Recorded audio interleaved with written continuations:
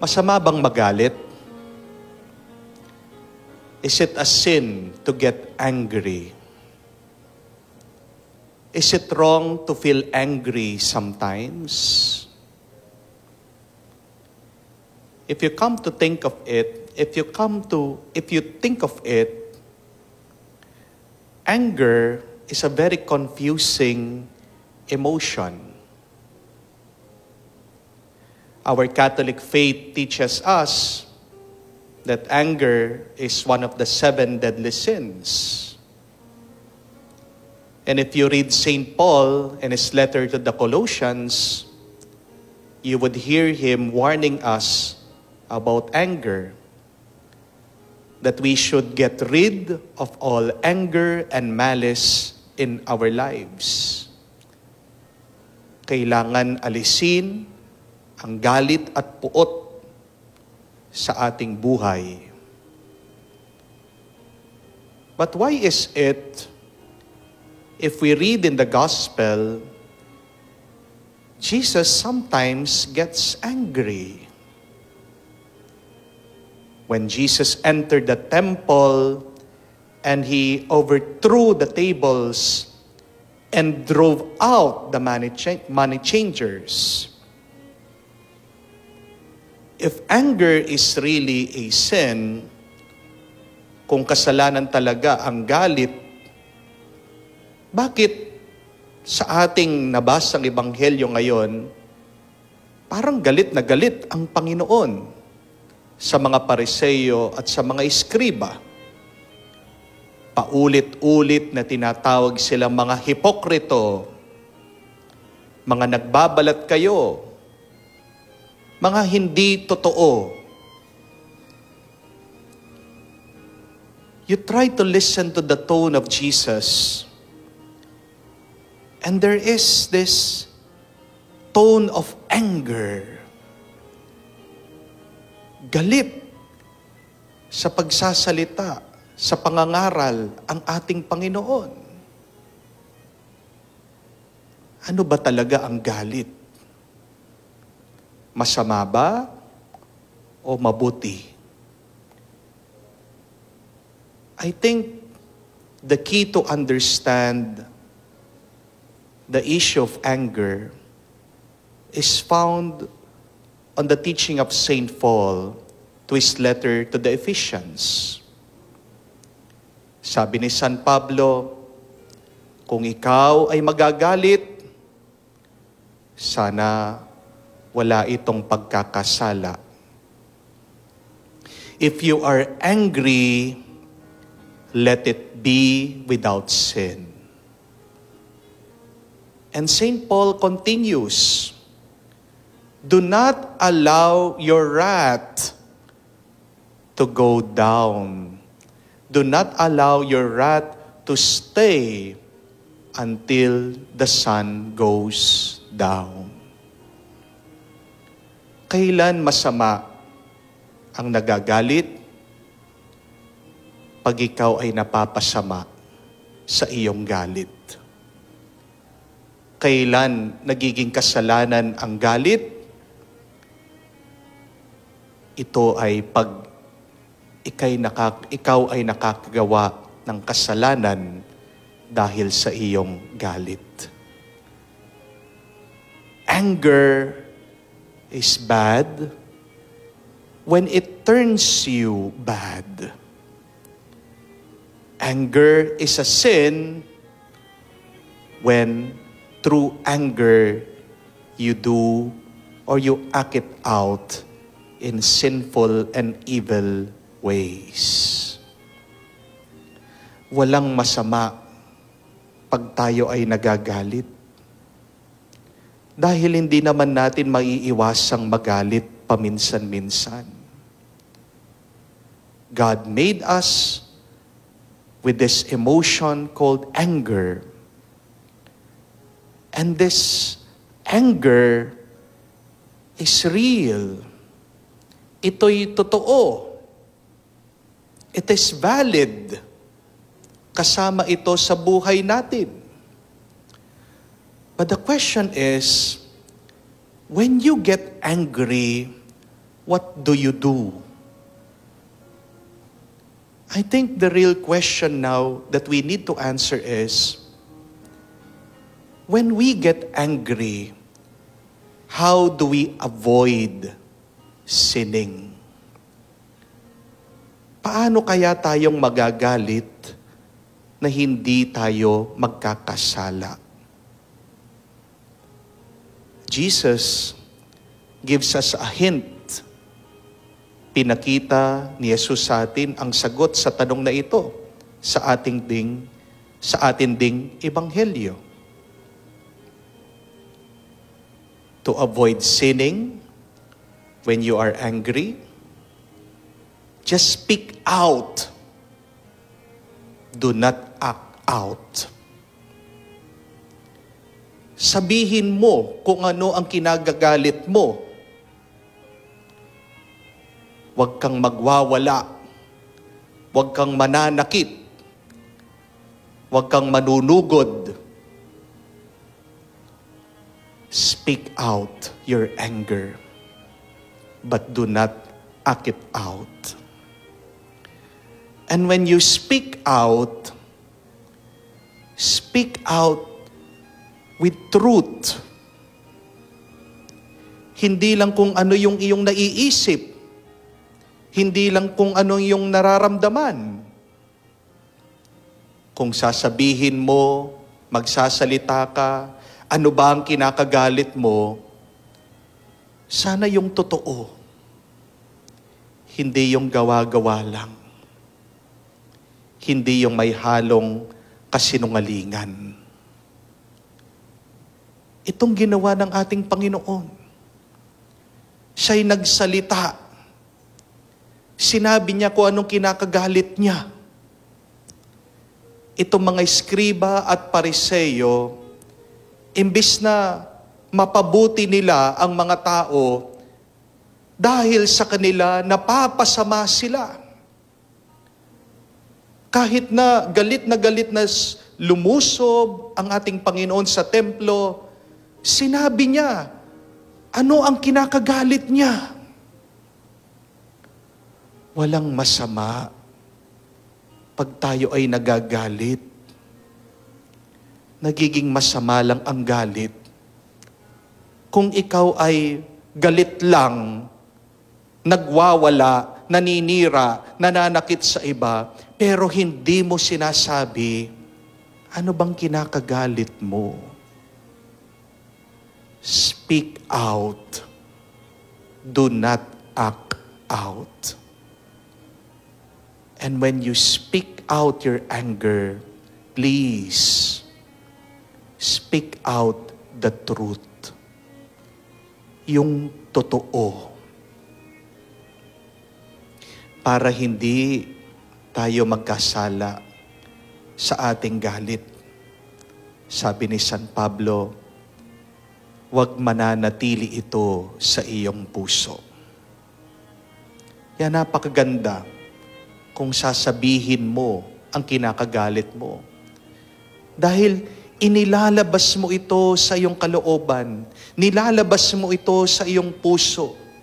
Hindi mo pinapabayaan na manatili ang galit sa puso mo at hindi mo pinapabayaan na maposes o panghawakan ng galit ang iyong kalooban. Possess your anger. Do not allow anger to possess you. Because if you allow anger to possess you, it is the evil spirit now that resides and lives in you. God has given us anger so that we can also speak out on the injustice that we see and experience. Nararamdaman natin ang galit. Pag tuwing tayo ay nasasaktan din, kailangan din natin ang galit para maituwid natin ang mali sa tama. sa susunod na tayo ay magagalit, tandaan natin, sana wala itong kasamang kasalanan. Wala itong kasamang pananakit sa iba. Just speak out the truth and do not act out. Just like the Lord, let us have this holy anger, this righteous anger. Anger is a gift from God. Let us use it well. Let us not abuse it. And we ask the Holy Spirit to guide us whenever we feel this anger in our lives. Amen. A gentle reminder. A gentle reminder. Iwasang mainis kapag may sakit. Kapag may taong may sakit. Amen? Dahil imbis na gumaling ang may sakit, baka lalo pang lumala ito at ikamatay pa niya. Dahil may sakit na siya, nagbubwisit ka pa, nagbubugnot ka, nararamdaman nila kapag merong taong naiinis, may nagagalit. Hindi nakakatulong ang inis at galit sa taong may sakit. Hindi siya agad gagaling. Amen? Kamukha po, naalala ko, isang Sabado, very busy po ako. Magmula umaga, sunod-sunod po yung aking mga misa. Pagkatapos sa parokya, merong misa ng patay, may misa ng 40 days, meron pa akong kinounseling, meron pa sa inyo mga tumatawag sa akin, nagme-message. I try my best to answer them all. And after all of those things, gagawa pa ako ng homilya.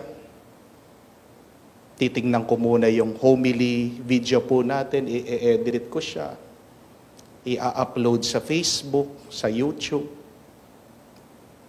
Pagkatapos po nun, pupunta na ako sa mga baryo, sa mga chapel, magmimisa na naman ako. Wala naman po akong driver, ako mismo nagdadrive pa.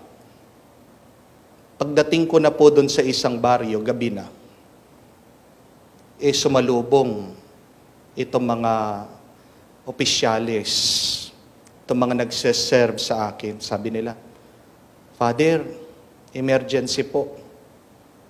Tinatawagan po namin kayo kanina pa, kaya lang nagmimisa kayo. Anong nangyari, sabi ko? Meron pong taong may sakit. Pinauwi na po, galing ng hospital. Sabi ng doktor, wala na daw po. Pwede nyo po bang isingit sa schedule nyo? I-anoint nyo po. Nainis po ako. Kasi, sabi ko sa kanila, may isa pa akong misa. Malilate ako sa misa ko. Gagabihin na ako. Kailan po? Sabi nila. Nagmamadali po.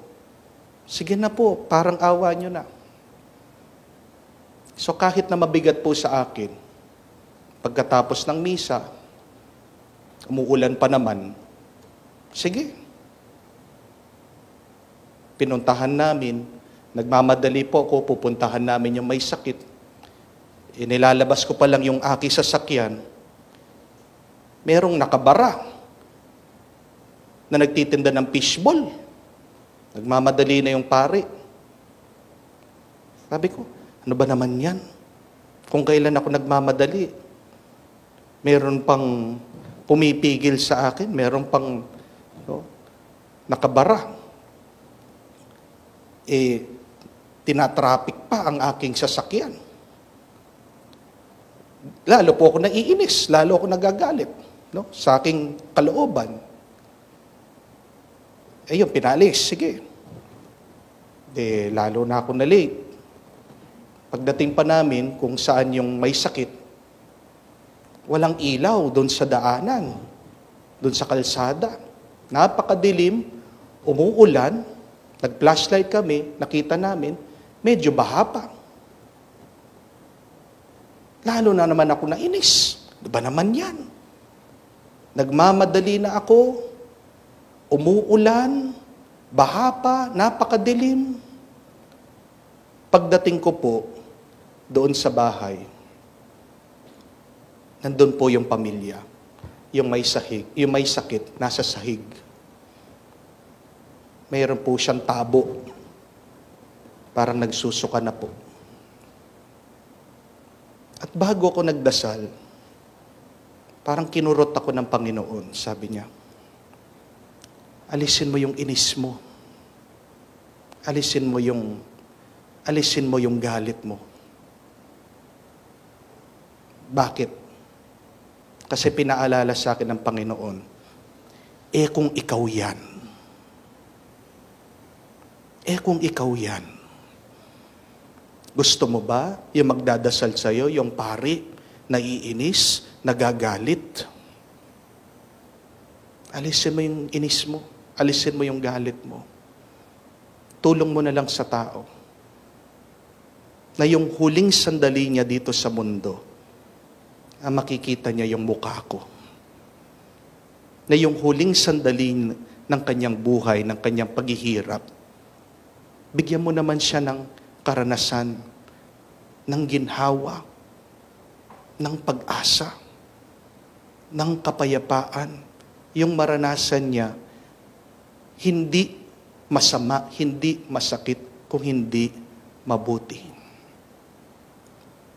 Kaya nga po, talagang nagdasal ako. Pinakadasal ko yung taong yon. Na hindi nagmamadali. I tried my best na pinaramdam ang pagmamahal ng Diyos doon sa kalagayan niyang nahihirapan siya. And I remember also this line from the prophet Ezekiel, who God is. That our God is a God who binds up wounds. Ang ating Diyos ay isang Diyos na nagpapagaling. Kaya nga, kapag ikaw, nagiging instrumento ka, daan ka, para gumaling at bumuti ang mga tao, ay nakakamukha mo ang Diyos. Yan yung nakalimutan nitong mga Pariseyo. May taong may sakit. Ang tagal-tagal na, tuyo yung kanyang kamay.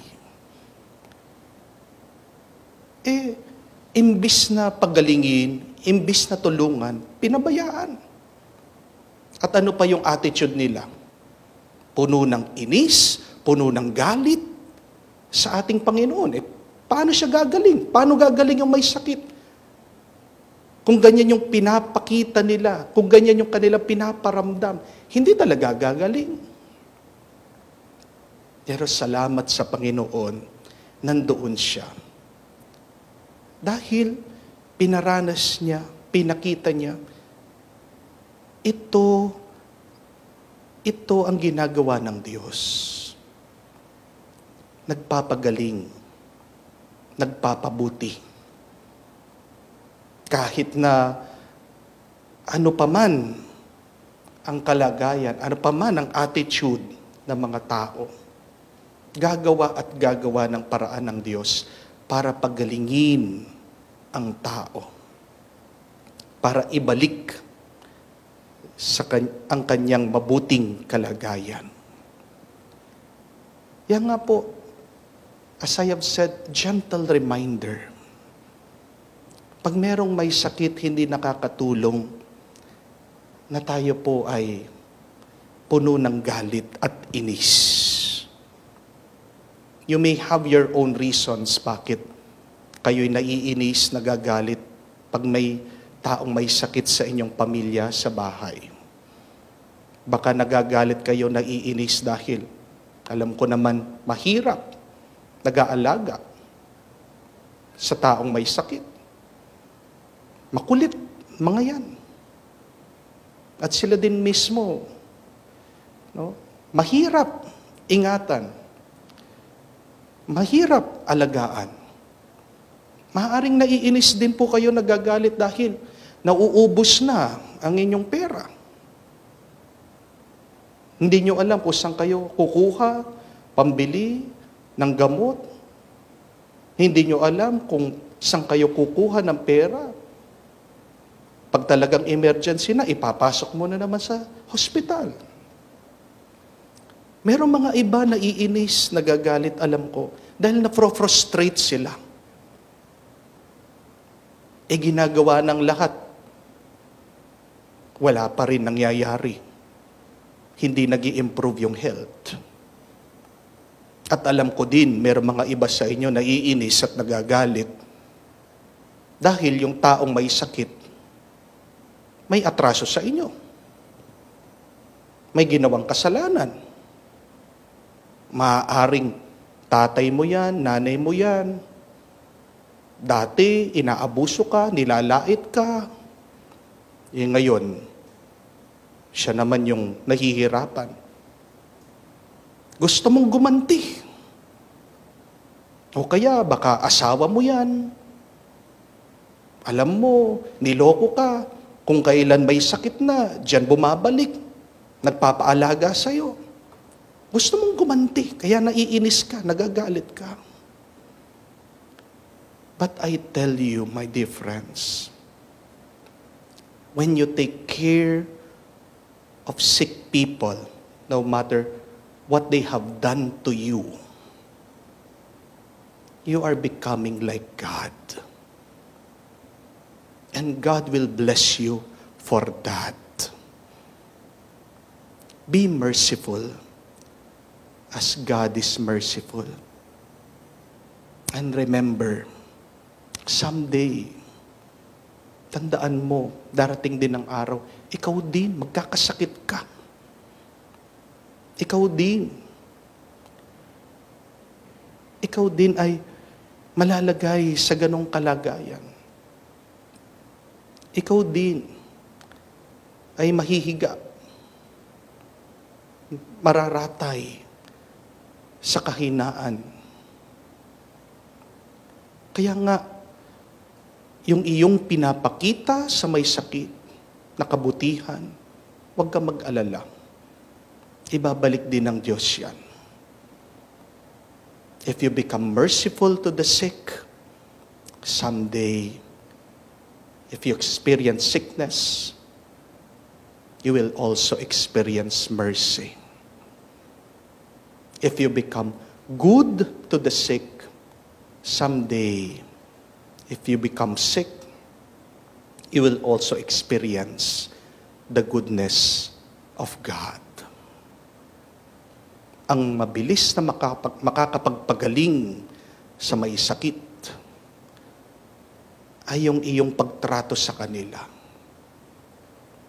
A good and loving environment will help them to be healed quickly. Kaya ito po yung ating pagdasal. Tulungan tayo ng Diyos na pag tayo ay naiinis na at nagagalit sa mga may sakit, kurutin din tayo ng Diyos. Paalala sa atin ng Diyos na sana tayo ay makamukha niya. Tulungan sila maging mas mabuti, mahalin, pagpasensyahan, para agaran agad-agad ang kanilang kagalingan, ang pagpapalakas ng kanilang katawan. Amen. Feel at home tayo dito. Enjoy life at Bright FM 91.9. Friends tayo.